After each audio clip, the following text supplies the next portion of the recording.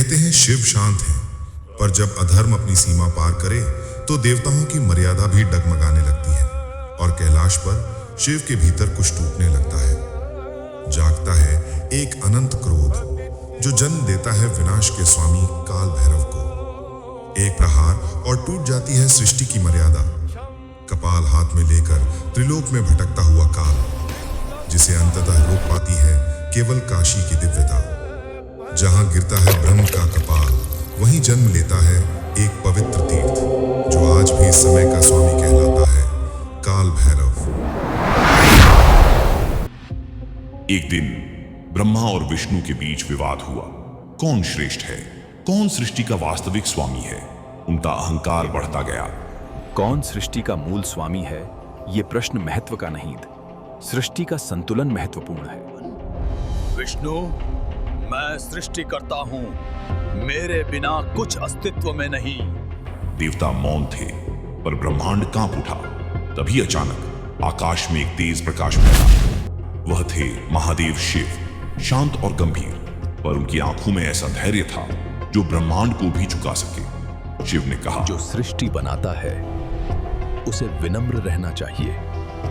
अहंकार सृष्टि का शत्रु है। पर ब्रह्मा मुस्कुराए। आप तो संहारक हैं। सृजन आपकी आवश्यकता के बिना भी चलता है। ब्रह्मांड की हवाएं बदल गईं। कैलाश पर्वत पर तूफान उठने लगे। शिव का चेहरा शांत था, पर भीतर कुछ जाग रहा था। वह था संयम के भीतर छिपा क्रोध।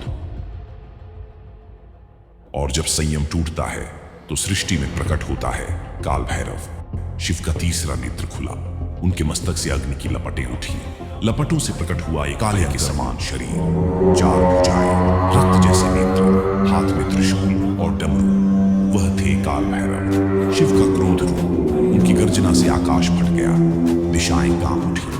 भैरव ने अपने त्रिशूल से ब्रह्मा का पांचवां सिर अलग कर दिया, क्योंकि वही सिर अहंकार का प्रतीक था।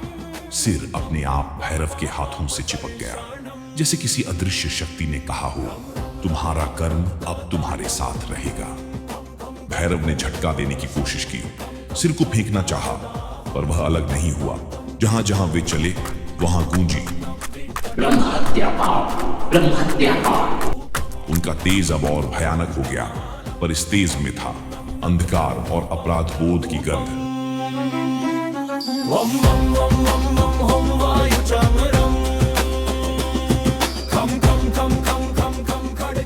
आकाश में अग्नि के तूफान उठे।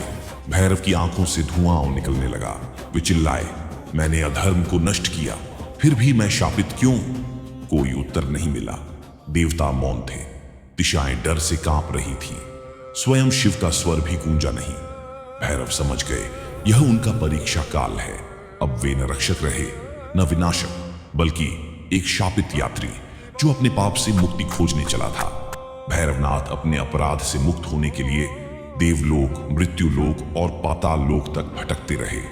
हर जगह उन्हें सुनाई देती वही आवाज, जब तक तुम उस भूमि पर नहीं पहुंचते जहां पाप अपने आप नष्ट हो जाता, तब तक तुम मुक्त नहीं हो सकते। आखिरकार भैरवनाथ काशी नगरी पहुंचे, वह भूमि जहां स्वयं महादेव ने कहा था, यह मेरा स्वयं का नगर है। यहां आने वाला कोई भी जीव, चाहे पापी हो या पुण्यात्मा, मोक्ष प्राप्त करता है। भैरव ने गंगाजल में कदम रखा। उनका काला शरीर धीरे धीरे नीलम सा चमकने लगा। ब्रह्मा का सिर उनके हाथ से गिरा। जल में डूबते ही वह राख बन गया। जिस स्थान पर ब्रह्मा का मस्तक गिरा, वहां बना कपाल मोचन तीर्थ।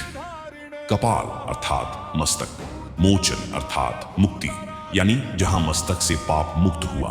आज भी वाराणसी में काल भैरव मंदिर और कपाल मोचन तीर्थ भक्तों के लिए सबसे शक्तिशाली और रहस्यमयी स्थान है। कहते हैं कि काशी में बिना काल भैरव के दर्शन किए किसी को मोक्ष नहीं मिलता। वे आज भी काशी के रक्षक देवता हैं। काशी के कोतवाल